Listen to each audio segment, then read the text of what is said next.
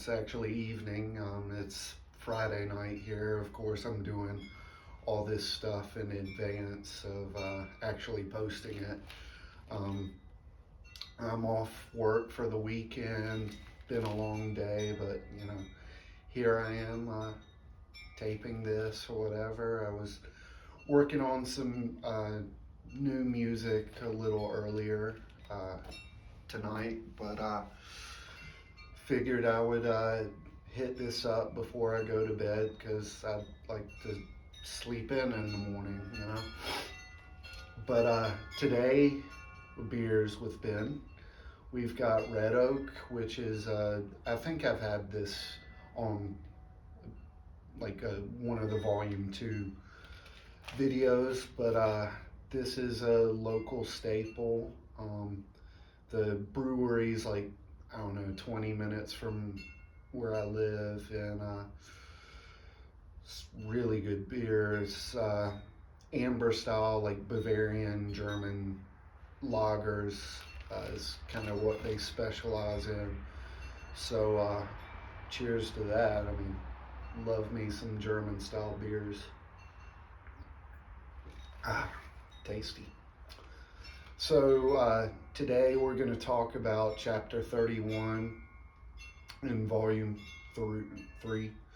And this one is titled Narcissi and Daffodils, which those are like 2 types of flowers. Yeah. But as I actually like self-referentially kind of point out in the song, there's no actual flowers in the song, which I guess I wrote that to be ironic or whatever. But this song, the story within the world is that, okay, so chapter 30, he was in the courtyard, meets this royalty, whatever, lady, and he's allowed to kind of gather his composure and stuff like that. So a little bit of time has passed since being in this courtyard. He's gone back into the prison, and just like the lady predicted, the guards find him, and they force him down onto the floor. And basically the way that I imagine it is they hold some sort of mirror in front of them, whether it's like an actual mirror or like a bucket of water, which it kind of, I think I wrote it like it sort of is a little bit of both, kind of happens in this sequence. And this isn't about like obviously the guards force him onto the ground, but it isn't like they're beating him down or anything like that. This is more emotional or psychological abuse, mainly psychological. And they do this by just showing him a reflection of himself. He hasn't seen himself like reflected in a mirror or anything really since he's been in this prison environment. So this is like the first time he's actually seen himself in X amount of time, whether it's months, years, whatever. And he doesn't quite recognize himself, because last time he saw himself, he was at least healthier looking. Now he's, a little food deprived, little emaciated, looks a little older to himself. And the psychological torture of sorts is them just simply asking him, "Do you like what you see right now?" And so that's what's essentially going on in this song. Um, and I'll actually go through some of the lyrics on this one and kind of break things down. Um, but I wrote this song, like the personal meaning of it. Um, I'll say, and I think I've mentioned this before, but in my journey of sorts concerning this woman that I wanted to marry.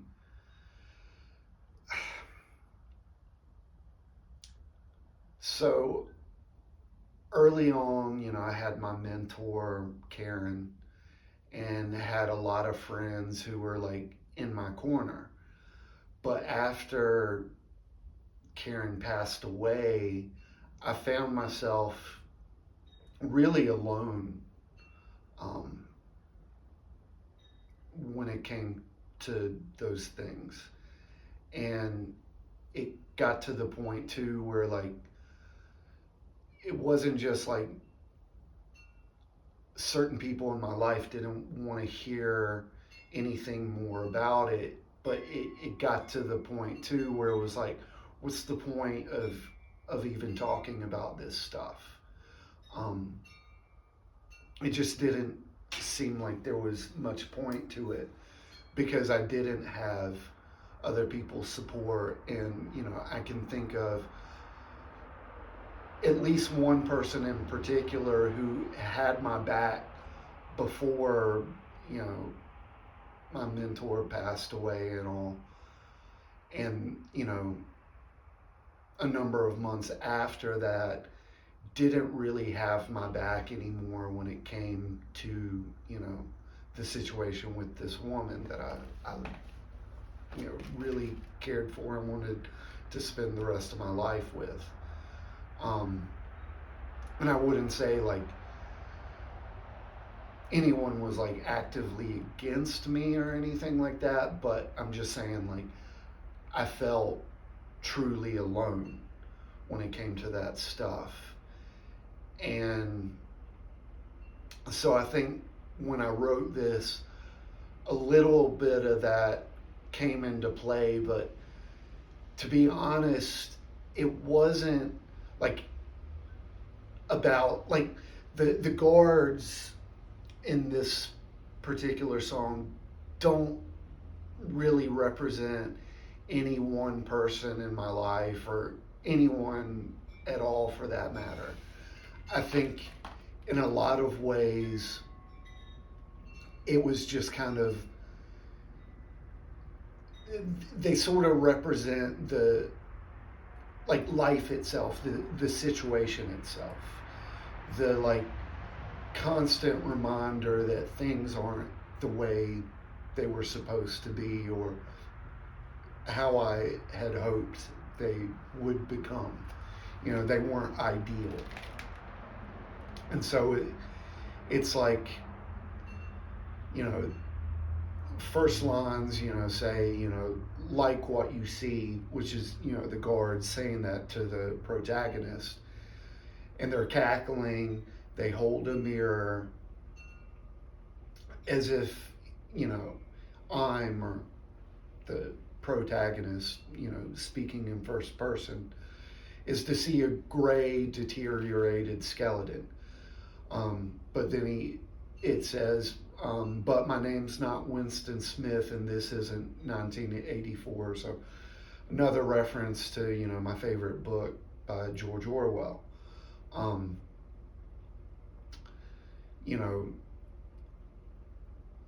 It's not exactly a 1984 kind of story, but it's still my way of pointing out like this is kind of dystopic in its view. But what this song points out too, and what it's about, since the title is Narcissi and Daffodils. Well, Narcissi is a flower is in reference to, the ancient Greek myth of Narcissus, which is obviously where we get the, like word for narcissism, which, we've all dealt with narcissists. I mean, hell, let's face it, I've been told in the past that, I'm a narcissist. Whether that's true or not, you can be the judge. But what I wanted to really point out in this song,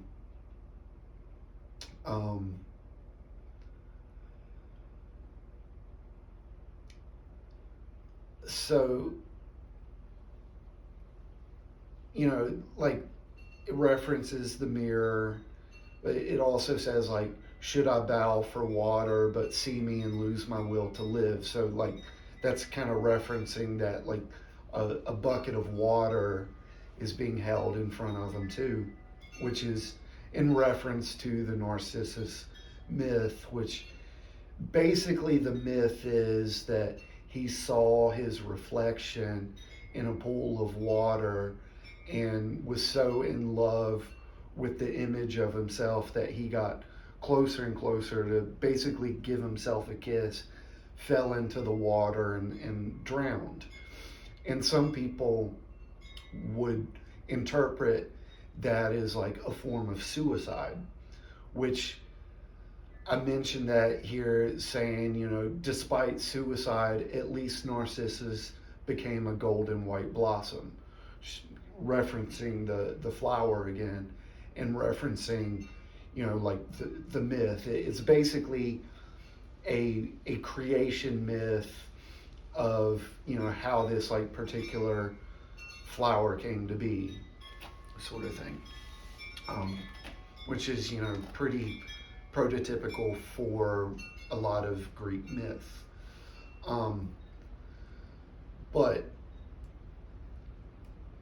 so, like the second verse or whatever you want to call it, since it isn't really a typical structure in some ways, there's repetitious. I guess that, like, musically, that there's, kind of like chorus, bridge, verse, maybe not in that order, but there are repeating motifs in it. But I still kind of see it as not being like a typical structure of playing the same thing over and over. Like, I do like to put variations where it's like maybe there's verse one playing, some sort of heavy chord, chugging sort of thing. And then, like, when it comes back for like the second verse or whatever, it still distorted or whatever, but like going to a higher registry on the guitar, to, give it some variation and give it a different feel. So, anyway, so, the protagonist actually turns the question back on the guards and asks them, do you like what you see? And he's kind of laughing at them, but and something that I wanted to like really point out in the lyrics of this song was, this wasn't a matter of like being in this situation in my life and just wanting to blame everybody else. There's a certain point you get to when you're like beyond just attributing blame to anyone, where you just sort of recognize like the situation itself sucks. I don't want to blame somebody else. and it's no point in it anyway because like nobody cares, you know. Um, you just have to come to the realization that like this is, you know, the reflection of reality that you're living in. And it may, like, the reality itself may be unrecognizable from, you know, what you would expect it to be, much like your very image in a mirror, like in the song. So, as like a real life example, there was, gosh, it was like 12 or 13 years ago. I was attending a church across town, and you know, I was attracted towards this woman who went there, and she was in some form of leadership and all, and very, very beautiful woman. And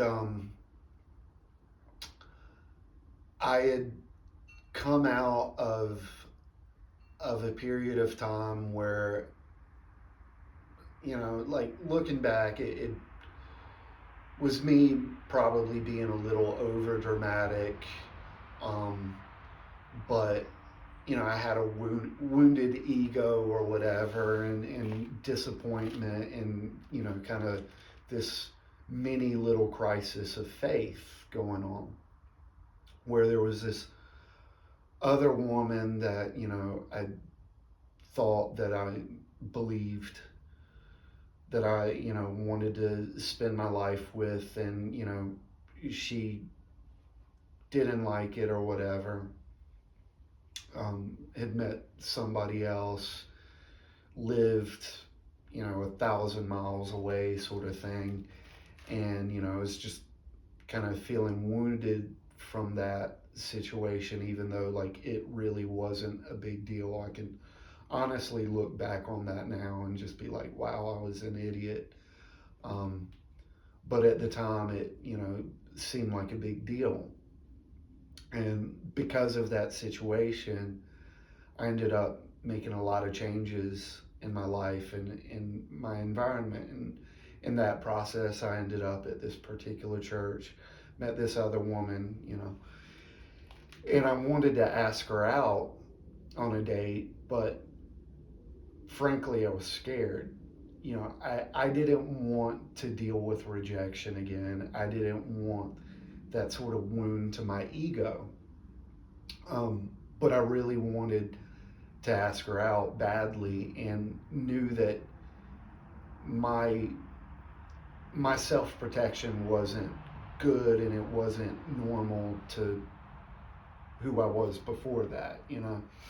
Um, and so I remember walking into the church bathroom one Sunday, you know, after church, and, you know, throwing water in my face and staring, you know, at myself in the mirror like you would see in the movies.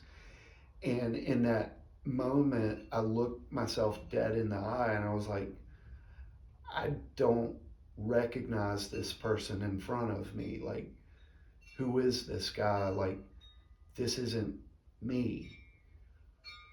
But at the same time, it's, I, you know, like look myself back in the mirror, and it almost like answered myself, you know, with this like non-stated question, you know, to myself of like, I have to be this way because it's a matter of survival. Like, I have to survive because nobody else is gonna, you know, nobody else has my back when it comes to this stuff. Now, I don't think that was true at all now, but at the time, you know, that's just the way I saw it. And so it's kind of like that, where you know, you look yourself in the mirror, you don't recognize yourself, but you're you're confronted with the reality of how things are around you, but also within yourself. And, you know, it's probably not a good place to be in, obviously, but like, it just kind of is what it is, at least in that moment. Um, but when it comes to like in this song and like the protagonist with, you know, the jailers, like he recognizes in seeing this image of himself that there's not just a disassociation with himself, but also with like the reality around him and with the other people. In this case being the jailers, and that I don't know any better way of putting that other than that it's just a disassociation and looking at himself and seeing, you know, literally like he's got shit stains on his beard and he's trying not to despise a world that has been so cruel to him. And it isn't just a matter of like seeing misanthropy or whatever in himself, but he actually recognizes that what he's actually seeing is misanthropy in other people towards him. And that's kind of what I was dealing with at the time, you know, like right before writing this song, you know, leading up to that point was this idea of seeing other people around me and realizing that like maybe people really don't care. Maybe you sort of are alone in this journey. And having to kind of face, you know, a loss of faith in humanity. Um, and so there's this line where I was saying, you know, have we become Narcissus' foil?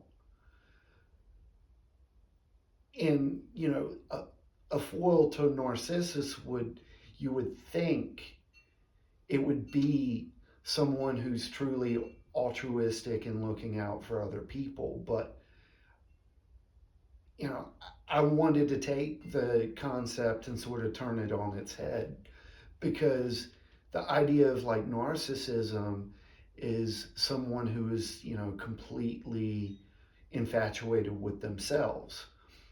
But what I started to wonder while I was like writing this song and leading up to it was what if narcissism or a type of narcissism is that you're dealing with people who actually don't recognize their true selves or their true identities at all, yet they're, um, how can I put this? That they're infatuated with, I guess, what, you know, like Carl Jung would call like the shadow persona, this like dark version of themselves that they think is the real or true version, their true identity, but in actuality, it's just a shadow. Um, that sort of thing. Um, and so it's like, says recognizing neither self nor surroundings, blank stares without even admiration. And that blank stares without even admiration, what I mean there is that it's not just that they're looking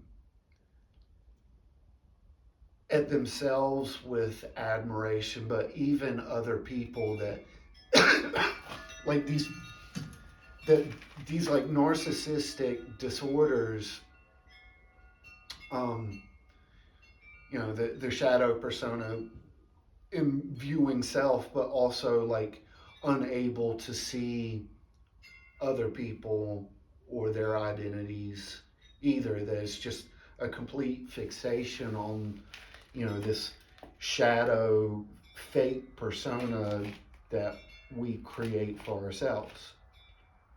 And so, like, the third verse or whatever you want to call it is, you know, him asking himself, do I hate what I see? You know, deterioration in my neck, a constant pain throbs down my spine. And what I'm talking about there, literally, so in like spring of 2019, um, because I'm into weightlifting and all, to make a long story short, I woke up one day with pain running down my neck and into like my upper trapezius, right trapezius. And it was constant. It was constantly tensed up, constantly in pain, and it just persisted over time. By like 2020, and like at the height of the pandemic, and really still towards the beginning of the pandemic and lockdowns, like I was in pain, not all the time, but a lot of the time. I was dealing with it every day. And I eventually got an MRI done. And, you know, it's problems with like nerve stuff in my neck, you know, basically getting pinched and causing this muscle tension, you know, in my trapezius. Um, you know, it got bad enough that I went and had corticosteroids, you know, injected directly into my spine and all, and that helped, you know, for a while. I still deal with it on a daily basis, but it's nowhere near as painful as it used to be. Um, but you know, when I wrote this song, I was dealing with that, and it was still kind of slowly building up. And you know, I've never dealt with like long-term pain or long-term issues until that started. And you know, coming from like charismatic slash Pentecostal, you know, beliefs, you know, God's supposed to heal people. I still believe that. I still believe that, you know, there's something to be said about, you know, laying hands on people and praying for them, and like legitimately praying that people get healed of ailments and whatnot. At the same time, I don't understand why it doesn't happen sometimes. I've been prayed a number of times, you know, at church and all, for, you know, my issue here and with some other issues that have come up since then. Excuse me. And you know, it sucks. Um, but I say in the song after this that so it says, is my worship and reverence a mere product of what I could attain? So in turn, like, am I praising and revering God only because like he might heal me? Um, you know, asking that rhetorically. And then, you know, it says, I am a rose of Sharon, a lily of the valleys, he spoke, referring to Jesus. And his banner over me is love, I've said, which, you know, that's, uh,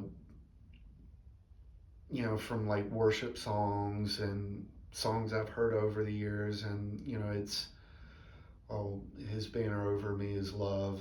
I think that's, I can't, I'm pretty sure it's from Psalms, but it's it says, with no crocus, tulips, nor narcissi here, I wonder what happened to his little briar rose, which is going back to the what was it, chapter 12 or 13 from volume 1.